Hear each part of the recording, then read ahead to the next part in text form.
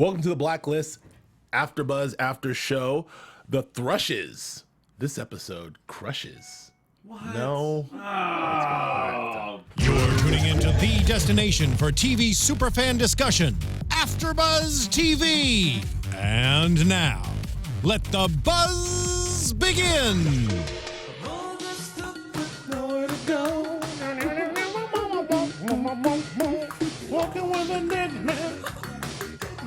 Welcome to the AFTERBUZZ After Show. I'm Joe. What's up? That scare you? No, Spagnus? I gotta look at Spagnus over here. Oh. Welcome to AFTERBUZZ After Show, Blacklist. Oh, that's a good look. We are here. We are live. We are so late. But thank you for those who are joining us live, who patiently waiting for us. We are late. But we're here now. Marcella and Annapurna, Saha and Watson and a bunch of other stuff. We have dressed up. Well, we have all dressed up. yeah. And I'm Dimbe. Clearly. Now, if you look at me, I mean, Julia has gone as Spagnus. baby Agnes, spy baby Agnes, called Spagnus. Spagnus of God. I don't think Spagnus should have a little gun. Yeah, of course Spagnus is packaged. She comes She's a from spy family baby. of spies. Okay. Okay, now I'm hot. A spy baby from the I did it. 1800s. Well, that's all I had. all I had last minute. She. What else does that gun do, Joe? Yes. Yeah. Well, Julia brought a loaded cap gun into the studio, and I'm like, "Oh, this is neat. This is," and then it fired, and there it was. There it goes. Oh, it's And how over many there- were in there? I don't know. It's lot. Oh my loaded. goodness, it's really hot in that blanket. And Joe Flippo is Tom is season 1 Tom. I'm season 1 Tom. Sensible sweater I gotta tell you, and the glasses. season 1 Tom is very uncomfortable. These sweaters are itchy as hell. I don't know. It's a little colder. Yeah. It's a little colder in Washington than it is here in Los Angeles. Right? It's definitely not appropriate. But you look for very LA. handsome. You do. I like it. No, I love season 1 Tom. I was gonna go with either the. I don't want to wait. Well, I couldn't figure it out. I looked online. I seriously actually you think I'm just doing a thing. I looked and researched Dimbe, and he either has the pullover fleece, kind of like yours. I don't want to repeat you. He's got the black T-shirt. He's got the sweater. They got the puffy vest, and he's got the suit. And I don't know. I just wore the T-shirt. So you just wore a t-shirt? Hey, check out! I put a blanket over my head there, Spagnus. I got a pacifier. Henceforth, a baby. I think. And a gun. I think in our Spy internal. baby.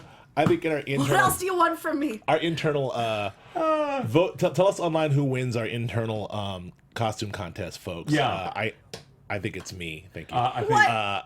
I got to be honest with you. I'm not trying to brag or anything, but I did spend $5.85 on these glasses, Those glasses at the look good. Walmart. Do you know how expensive these things are? And it I comes do. in a I have- two-pack. I can't just get one. right. I have it's children. like $6.50. Yeah, welcome. Happy Halloween! Diapers are Happy worse. pre-Halloween to all you guys. Thank you for joining us in the Blacklist AFTERBUZZ After Show. We're going to talk about this episode, the Thrushes, which I really liked and I'm unapologetically liked. We're going to talk to our good friend Jodi Walker a little later on.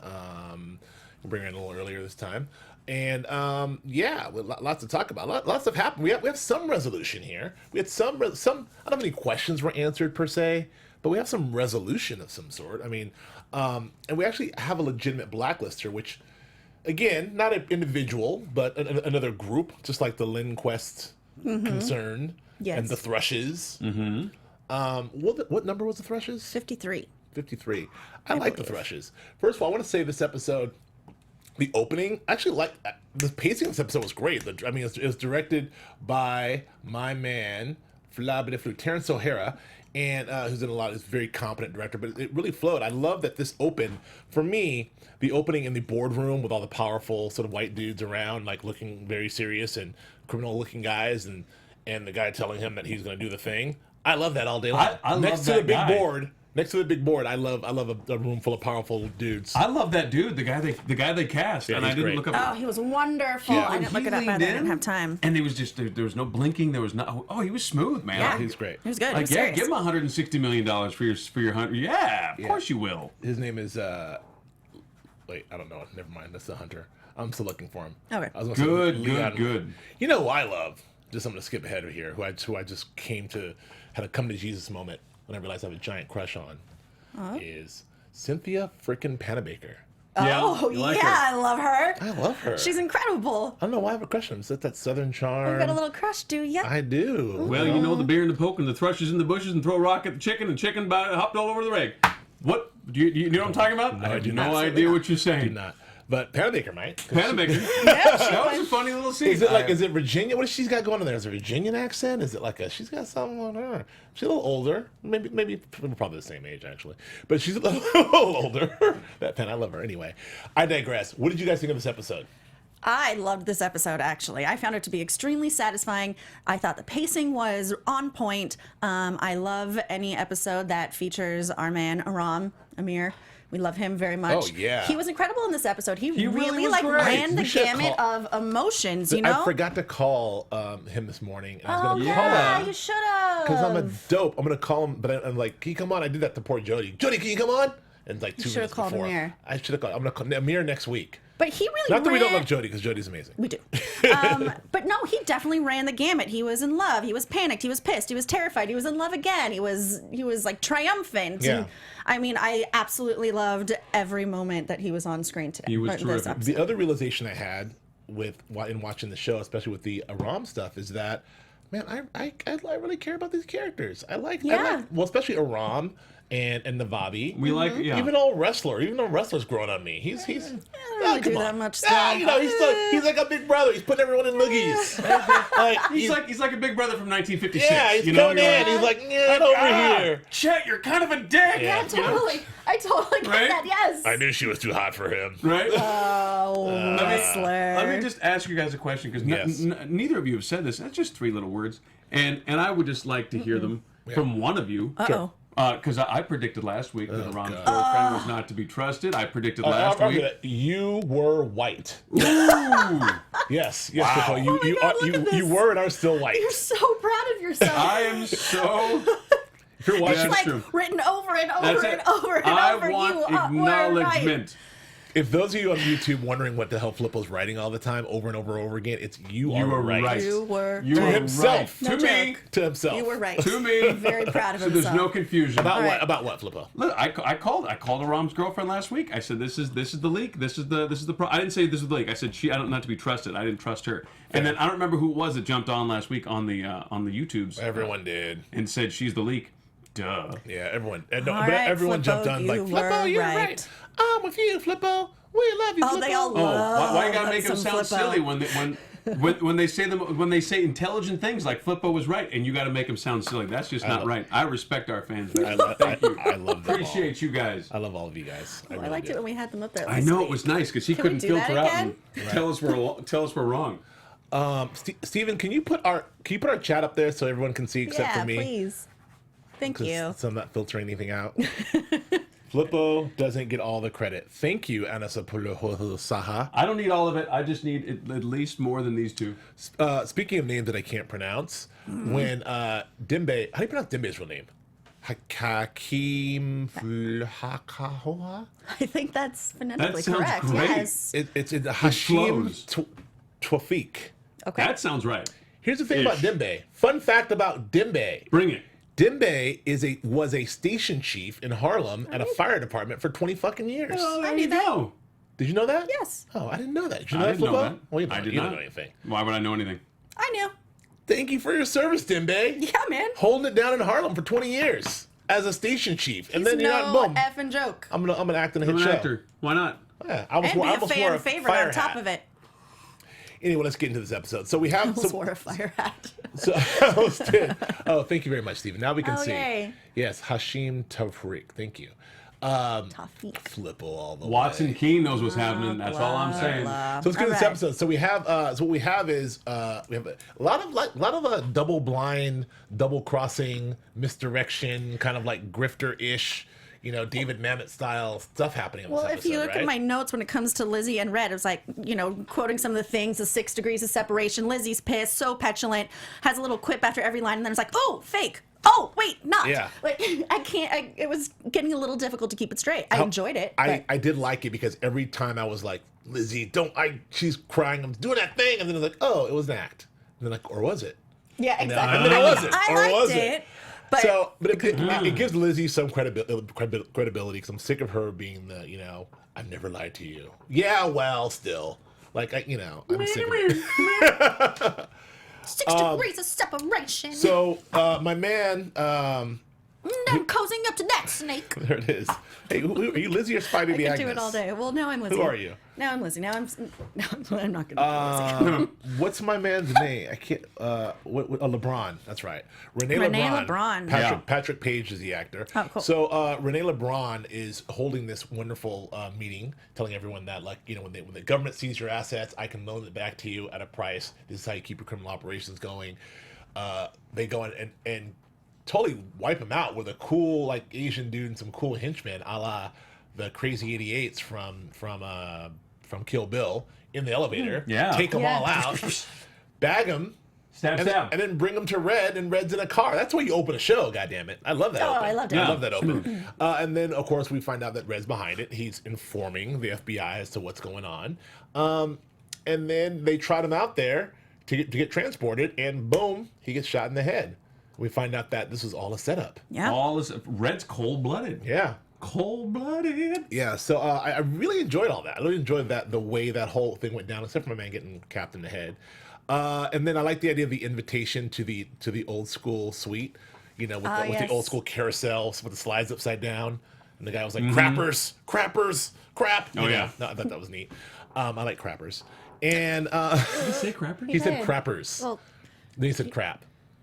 I believe you. I'm not. So then they this is still an effort to really get to Kirk. The whole thing is they're trying to, you know, flush out Kirk through Liz, and they have to get Kirk to trust Liz, and to do so, they have to let Kirk believe that Liz really wants to see him because she believes he's her father and wants information. What the show doesn't really tell us is how much of that is really, really, really true on Liz's part, and how much of that was like just an act to get Agnes back. And then that, and I'll turn over to you guys, but in that moment where that quiet moment with Tom, and she's like, "Am I doing the right thing? I don't know. Are you? I don't know what is right anymore." We now know that was because she actually told Red and set up the trap. But like, where do you think? I'll ask you both. Where do you think Lizzie's? Is she really conflicted? Where is she on this? I think she is really conflicted because she does wholeheartedly believe that Kirk is her father, which may or may not be true. But she's so easily turned one way or the next way depending on what little bit of information she gets. And now her new thing is, I'm going to be the one who gets my biological father shot, and I'm going to send him to prison. How's that make me feel as his daughter? It's like, Hey, come on, you first just of all, met the guy. A, He's done nothing but wrong to you. A, international Yeah. criminal. Yes! B, nothing but bad to you. Nothing C, you but just met him. bad. And he's like, but he's my dad. But he's my daddy. Red, I know you've saved me at every turn, and you've been loyal, and you've been wonderful to me and protected me at every son, but this guy's my daddy. But he's my dad. He was enough the of key that. to my entire past. What do I do? You lock him up. I just. And I'll never see him again. Oh, that threw me over the edge. Hey, But I actually enjoyed her in this episode. She was I good. have to say it. She I was enjoyed good. her. I think she was good. What Relax, about you, Flippo. Flippo? What That's up? the best face he's ever made to me. I thought both I thought constipated Megan as Moon, I thought Megan Moon and Lizzie were good in this episode. Yes, I did too. I had no problems with them. No, I Lizzie had as a some character problems with with Lizzie. I had no problems with Megan Boone Megan this Moon was episode. good, right? Yeah. She even threw out that little Russian on us, like, you know. Yes. She Papa, je veux das vidanya. Like, Oh, Jesus. you like that part, right? No, you were very good. Like, Just me? 'cause he Oh, it's great. Das speaks- vidanya. That's it's just Das it's like vidanya. the wrongest thing ever. Das vidanya. I know bad words in Russian, and that's it. All right, go ahead, Joe. I Tell us why it all sucks. No, I'm not saying it sucks. I don't think anything sucks. I just have the toughest time. They write her into these corners. I have a very difficult time with the character. I've said this for months and months and maybe even years at this point. I feel like they do her such a disservice because the way they write her, and I don't know if it's a matter of expedience or if it's a matter of choices that are made on the fly. I really don't know, but they write her in such an unlikable way. Like the choices that she makes, you just want to fucking climb a wall. And I have a difficult time empathizing with her, and it's gotten to the point now where I will stop the show and yell at the ceiling and then hit play again. However, this time she got me. She got me because I thought she was crashing the plane again when she called Alexander Kirk, and that was nice. That was nice that she was not crashing the plane. But I really do feel like that there's a real disconnect between the writing staff and what they could do with this character and what they choose to do. I don't know. I What feel like real human choices might be. Do you know what I mean? Like, I just feel like there's just such they're just writing her into these corners that are just wrong. I think she's doing it. I mean, I think they have. I feel like this episode is pretty clean. Like, now they're gonna go start their life. It's all over. You know, Red, the baby's safe, and now her and Tom go start life, and Red can go his own way, and show's over. That's it. That's it. I doubt it. We got 47 more episodes this week. You know, my Angasapur La Saha. I can't pronounce a name to save my life, even Dimbe's. She brought up a good point about my girl Odette, the other character who I love, the new Odette, which is apparently Alexander Kirk's Constantine henchman. She has this bit where she's like, you know, the seeds of doubt that you planted in Lizzie. Yes. What does that mean, Seeds right? of doubt. But he's like, well, he knows that I'm her father, but his seeds of doubt about I think the seeds what? of doubt about Red. Oh. Yeah. Okay.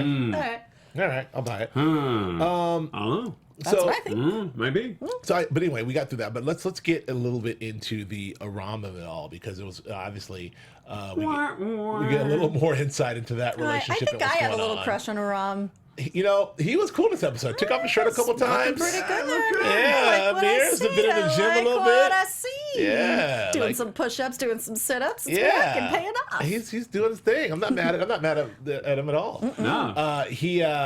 Yeah, so it's definitely very much an Aram episode. He had a lot to do and a lot of character stuff to do, and I think and a lot of range in his acting and everything Without a else. doubt. I think the whole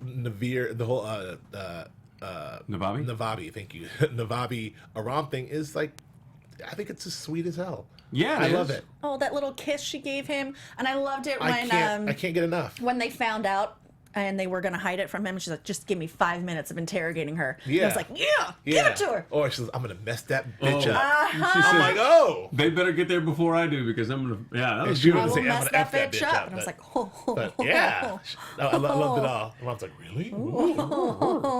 That whole little moment, that little scene with the two of them in the spy van. Very I don't know sweet. what else you It's would okay. call it. It's Spy Van. That's Spy a van. technical term. What, is it? Spy I van thought so. seems right. I thought so. It was very sweet. It was very genuine, and I think it will definitely move the relationship forward. That little kiss she gave him. Yeah. You know, when he said, "I'm not like you," and I was like, "Oh, we're getting deep." Yeah, I love all that. And well, just backing up a little bit before that. So when they realized, banana. I know. What part of banana? You understand? I understand. That's so great. The little taco tacos. at the end was sweet. I did love the whole setup that, that when they found out it was actually her. I like the fact that they set this up that, well, Aram doesn't know, and how we can't tell Aram, and blah blah blah. And Aram, of course, being super smart, had already figured the whole damn thing out, and he was genuinely distraught about the whole thing. And then Rubber ducky, man. Then came to his own, the rubber goddamn ducky, and then came to his own conclusion that he had to go in and make it work. I love Rubber that. ducky of his own. Bang! I think all that was sort of well read. Quack, quack, bitch. Quack quack. Quack, quack, bitch. This was a very tight script. I think this was very well written. This is a very well written episode of television. I think all the parts were like well put together, and I like the way that they presented it as one way. Aram came to it on his own.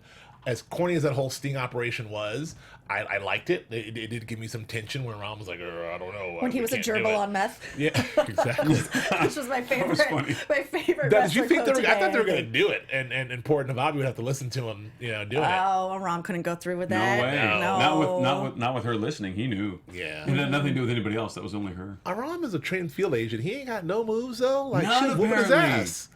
You know what? I liked her. I liked the actress, and I didn't look Yeah. her up either. She was terrific. Yeah. I bought it. Like, in the way she played it out, Yeah. like that she was like, I She's good too. and she didn't do it like the '70s James Bond villain Yeah. used to do back in the day. It was like she played it like they were in a real thing, and I bought her all the way. Well, before we get to sort of the end of this episode and into some other plot points and major plot points, I want to invite our good friend Jodi Walker into the conversation. Jodi, are you on the line? You been there the whole time, listening to us? Hello, friends. Hi. Hi, Jodi. Hi, Jodi. Is everybody dressed up for Halloween? Yes, you We can't see were. us. Well, he's still. We are. Flip Well, still is. I took my pacifier out. Mostly just me now. You can't see us, but if you well, there's a live feed on YouTube. But if you check out us out on YouTube, you'll see that I am in a dead effing ringer for Dimbe. Christ's sake. Are you in a puffer vest? No, I didn't puff vest. I'm in a black T-shirt and a black face. AKA what you wear every week here.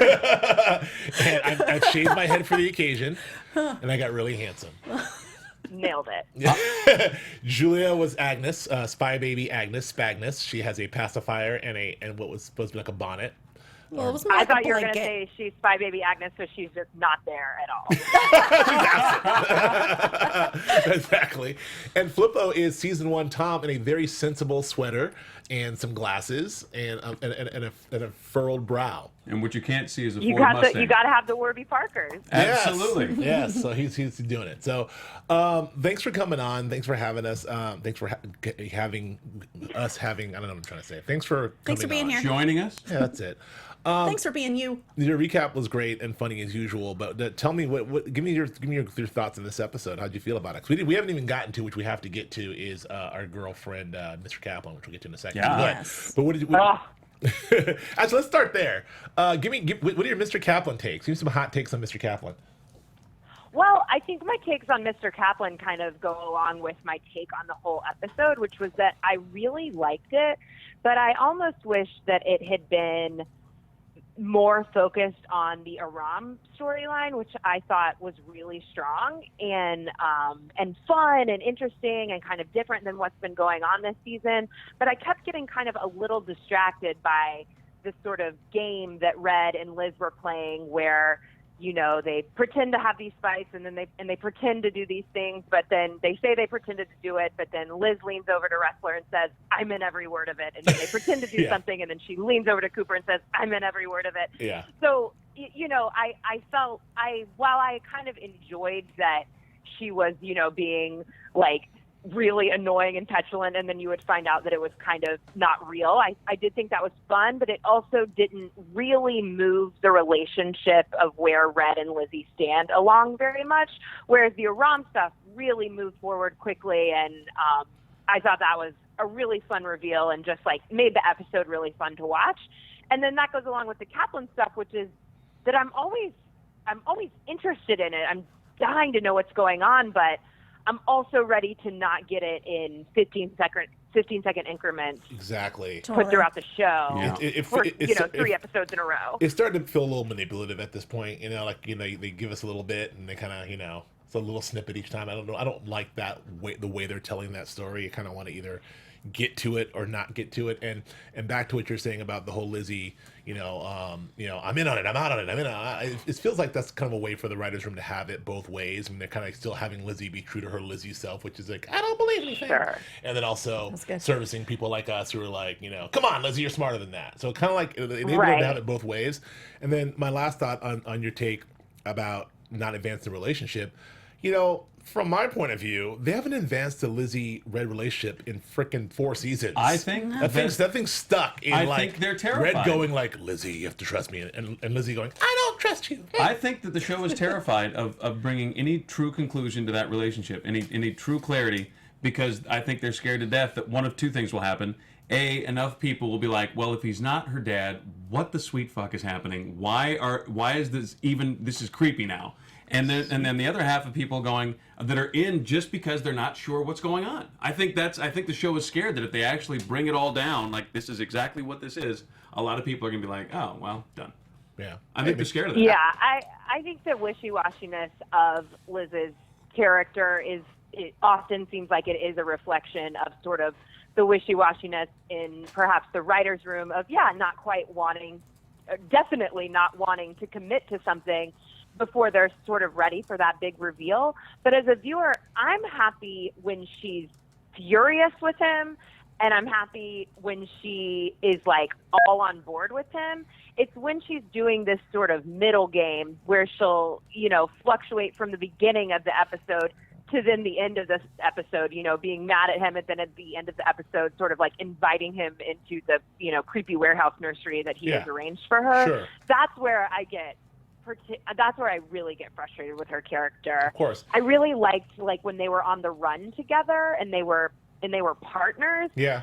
That's fun. And it's even fun when she is really frustrated with him, but the middle road is where it feels a little obvious. I feel like they write her almost like she's a teenager. I feel like they write her Oh, like definitely. Without a doubt.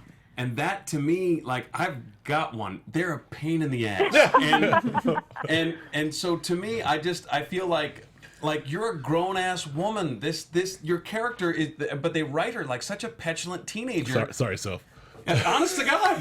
And so it's like, I associate, that's why I get so mad sometimes, I think. Maybe that's it. It's because they write her like she's like 16 and F you, Dad. Oh, I love you, Dad. F you, Dad. And then I get so mad. I want to do a couple things. I have some folks online are saying hello to you, Jodi, and they also maybe want to ask you a question or two, which we will, of course, allow. But I wanted to ask you about... I want to go back to the Mr. Caplin thing. I think it's clear that this is not...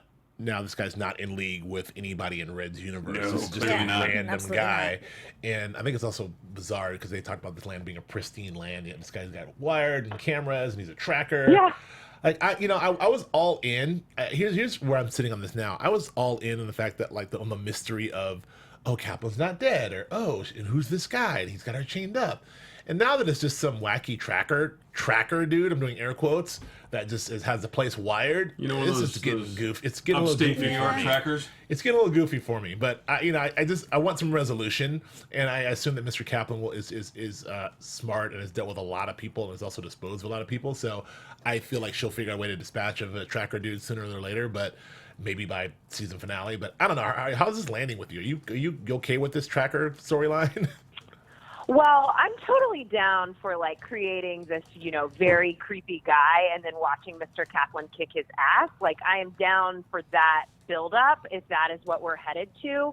But the way that it is stretching out over these episodes, there's only so much like creepy man toying with a woman that I really want to watch on this show. I'm with you. And such a great thing about Mr. Caplin is that she is like this kick-ass character who takes care of business.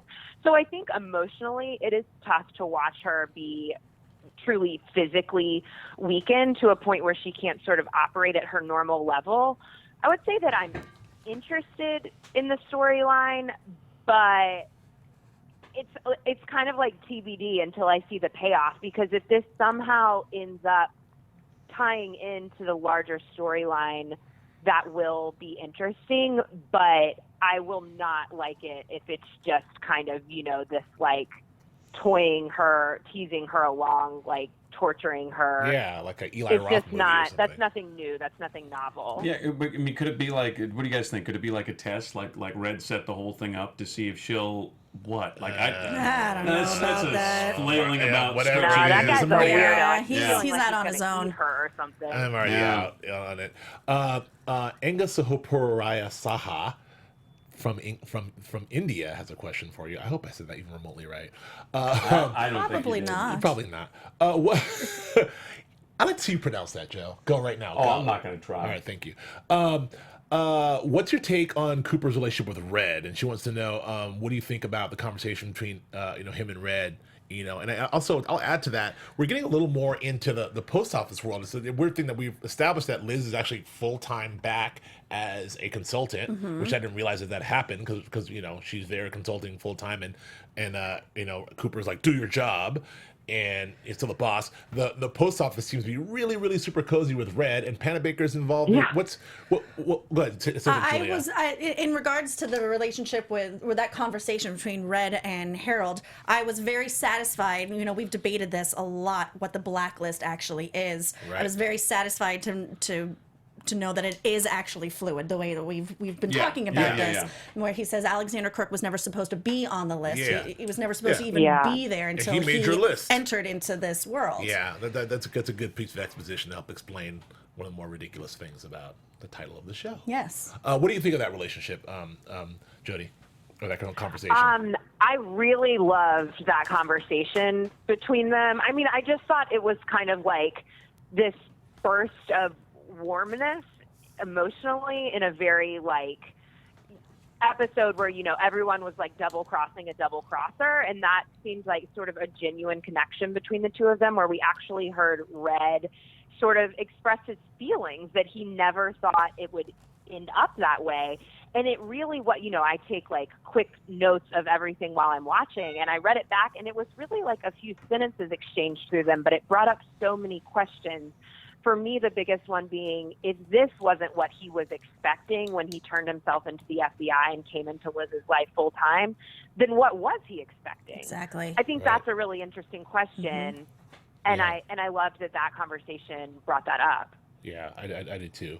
Mariceli Sierra wants to know, what do you think Tom and Lizzie are going to do now? Before getting kidnapped by Kirk, they were done dealing with Red and the Blacklist. What do you think they'll do now? I mean, it seems like they're not having Liz's protection. We still got to get to the Blacklist : redemption somehow. So what do you think is going to happen? Besides getting their own place. Oh, and by the way, to your other point about I can rent my own apartment. I like Lizzie does invite Red over. You come over and see the baby, only to tell you I never want to see you again.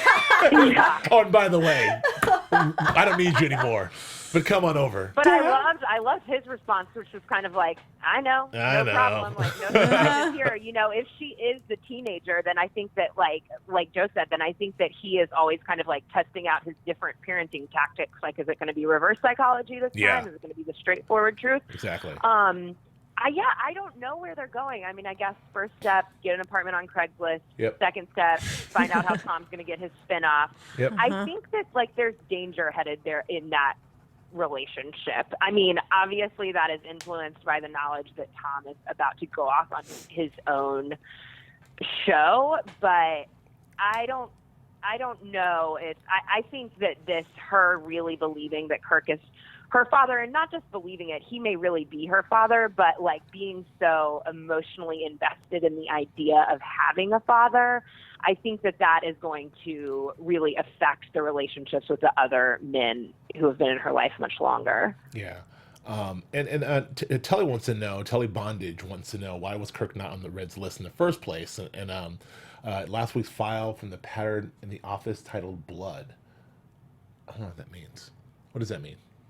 Translate that Kirk for me, not Joe. on Red's list? Maybe in Kirk's file that they got from the Kremlin, was there yes. a file labeled Blood? Yes, I'm assuming so. Anyway, I don't know. I feel like that Kirk should have been in the Blacklist in the first place. They kind of explained that. We kind of touched on that. Like Cooper should have said, why did he make it onto your list, or why wasn't he on your list? And I think they addressed that, right? Well, I don't think he ever wanted him to come back into Lizzie's life. Right. But yes, I agree with you completely, Jodi. Like, it raises all the questions of why he turned himself in, what the whole point of this is in the first place. We've sort of lost sight of that is the because point if he's not telling her the truth, even though he says he never lies to her, he's also not telling her the truth, which is kind of like the irony of constantly saying that. What is the point? To what end? Where's he going with this? I did like. We've lost sight of that because it's always like, is he her dad? Who's her dad? Who's her family? We've lost sight of why he came back in the first place. I mean, I did like the little double. I mean, although we saw it coming a mile away, they're opening the one door, and they're going to come in the right door. Like Red was not walking into a trap. I did kind of like that sort of double switch there. But, after all of this, well, first of all, the question is: did my girlfriend, what's her name, the henchwoman, is she dead? Did she get got? Did she get out of there? Are you talking about Lil' Kim Odette? meets... do you mean Aram's girlfriend? Odell. No, Odell or Odette. Odette. Yeah. Odette? I think she stayed back. She dead? I don't think she's a Yeah, fighter. I don't think she was there. Okay. Yeah. All right, good. I can't remember if she was on the roof somehow, but okay. No, she did. When she called Elise, she did say, your client is about to expose himself. Okay. So I think she was back in Romania or wherever they were. All right, she was a good character. I don't want her to die. Anyway, so they go in this throne She place. doesn't look like the fighting type. Kirk's on the roof Kirk's on the roof with the baby, and he's theoretically willing to jump with the baby. Makes no sense to me. Like, after all of that, and then he kind of steps down after a plea from his daughter, or who he thinks is his daughter, hands over the baby, and then I don't understand what Kirk's in game was if he jumped. I don't understand his in game in being caught. I don't understand why Red didn't just cap him right then and there. Well, because if he capped him, then he would have gone over with Spagnus. No. I'm talking about once he stepped down and handed the baby over. Then Red's move should have been Can blocked. you imagine what his relationship with Lizzie would be after Already dead. that? I don't know. What did you think of that whole exchange, Jodi? I think one reason I couldn't fully get totally on board with just loving this episode is that it became very clear, even though it was already clear. I think the back and forth between Red and Liz and Kirk in this episode, it became very clear that this is an argument, a battle between two men who hate each other, where they're kind of using this woman and this baby in between themselves. I mean, Kirk's whole goal, no matter what the mystery of it is, the truth of it does seem to be that he is trying to get Red out of Liz and Agnes's life, and he's willing to jump over a building with Agnes to do that. I mean, that kind of seems to be the whole point of this battle between them, is to, you know, Red wants Kirk out of Liz's life, Kirk wants Red out of Liz's life. And that is kind of frustrating, to have Liz have so little autonomy over what these two men, it's just, you know, it's just kind of a battle of egos. And I think that became very evident in his sort of very dramatic statement, you know, so dramatic. It just felt...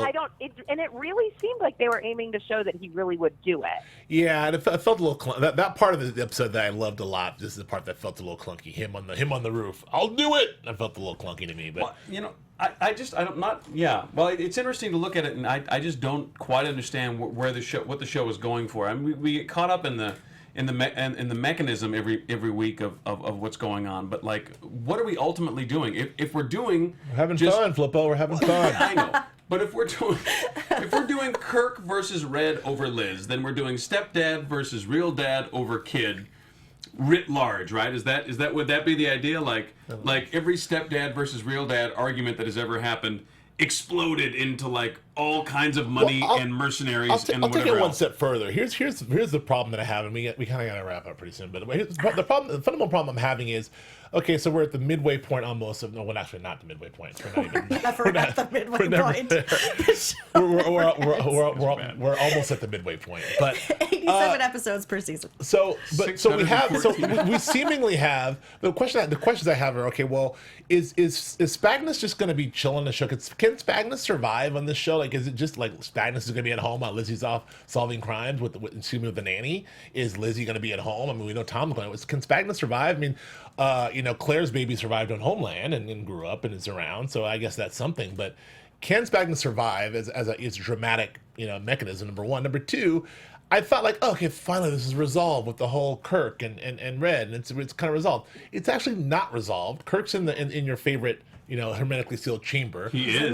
Odette is out there clearly coming to rescue him, like Ansel Garrick style. Clearly coming to rescue him. You're gonna get out. It's not resolved. Who's the father? Who's this? Like, we got like 10 more episodes of this. Caplin's in the woods. Like, where are we going? I don't know, Jodi.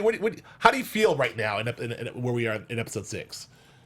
Well, I'm pretty excited now. I mean, I think like maybe the last 3 episodes have really been set up episodes, and the Blacklist does this every season, you know. And for the mid-season finale, you know, great intro, kind of like a few middling episodes where they set it up for the big answers, because that is what we're looking for. Like, that is what we're doing with Red and Kirk, whether they're going to be so obvious about it or not. That's what we're doing. We're looking for answers. And Liz, like, as frustrating as she can be sometimes, she is the audience surrogate. And that's why I have empathy for her, because you understand why she gets frustrated, like the way that we get frustrated with what's happening. She's frustrated with what's happening as well, because she just wants answers, and she's willing to believe anything anyone tells her to get those answers. And so I'm excited for the next 2 episodes, because we got the guy trapped in a box. Like, some answers are coming about what he wants. I'm just happy I'm excited to find that out. Me too. I'm just happy that the production didn't waste any money on that goddamn box. The box wasn't a one-off. It's like, we built this motherfucker for the pilot. We're gonna bring it back for Ansel Garrick, 2-parter. You know, we're gonna bring it back. And like every episode, like, how can we get the box? You know, in there? every 3 the weeks, box is just sitting there on stage 25. Somebody walks in like, you guys better use that fucking box. I'm not playing. That box costs $40,000. Put somebody in the fucking that box. box was a splurge item, and we are going to. We're gonna use this box.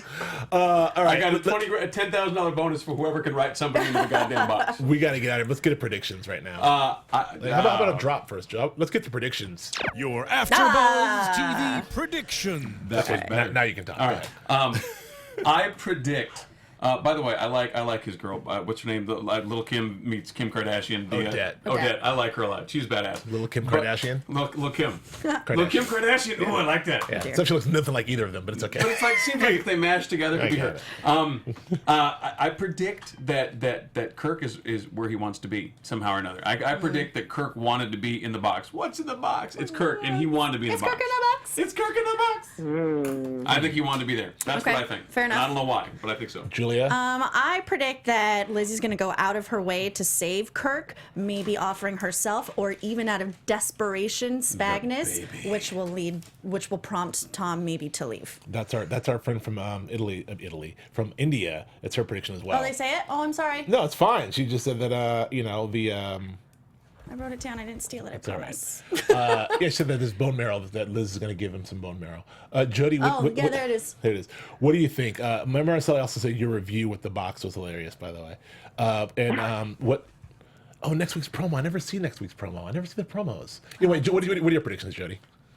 I always forget about this prediction segment. It's never terrifying, prepared. isn't it? Predictions are not my specialty, but I think with like Lizzie's mention of her memories being the proof of, Kirk being her father, as well as the one sheet of paper called a DNA results that she found, I think that she is going to maybe, like Julia said, kind of go out of her way to do something good for Kirk, and then I think she's going to recover some more memories that are going to make her regret that decision.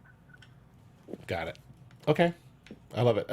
My prediction is that I feel like that there has to be an outside agent that's going to come here and disrupt this whole thing. I think that outside agent may be Scotty. I think that I think something's going to happen where Scotty's going to come in with some sort of new information and disrupt the whole sort of Lizzie Tom sort of love nest. The love nest is not going to get disrupted by anything we see now. It's going to be an outside agent. I think it has to be Scotty or some information that Scotty has. That's my prediction. I think that's it for us. Kirk goes savage in a promo. I gotta watch a promo. I have no promos. We're screeners. I don't usually watch the promos either. Red offers to save Kirk and Tom kills him. Ooh. Tom kills Kirk. Some interesting predictions. We got to get out of here. Jodi, where can the people find you and your lovely column and other stuff you do? You can find me at the Jodi Walker on Twitter and writing all over the internet. Well, lovely. And Joe Flippo, where can the kids find you? You can find me on the Twitters at Joe Flippo, JoeFlippo. Or should I say Tom Keene? I don't want to wait. Okay, Jodi, I guess we're going to say bye to you now because we're going to get out of here. But thank you for joining us. Thank you for joining us every time. And you're lovely. And your columns are fantastic. And check it out.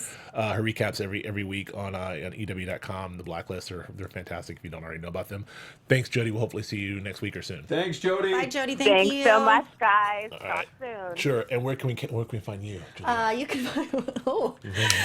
can find me on Twitter, Instagram, and kind of a little bit on Snapchat. I'm getting better with my name, Julia Cearley, JuliaCearley. You can find me on Snapchat at JKBraz and on Instagram at Joe K. Braswell and on Twitter at Joe K. Braswell. And Snapchat tonight, I'm going to snap away. Oh. Are you? Tonight? No, I'm not. I'm kidding. All right, thanks, guys. We'll see you very soon. Thanks for joining us. Bye. From executive producers Maria Menounos, Kevin Undergaro, Phil Svitek, and the entire AfterBuzz TV staff, we would like to thank you for listening to the AfterBuzz TV network. To watch or listen to other after shows and post comments or questions, be sure to visit AfterBuzzTV.com. I'm Sir Richard Wentworth, and this has been a presentation of AfterBuzz TV. Buzz you later. The views expressed herein are those of the hosts only and do not necessarily reflect the views of AfterBuzz TV or its owners or principals.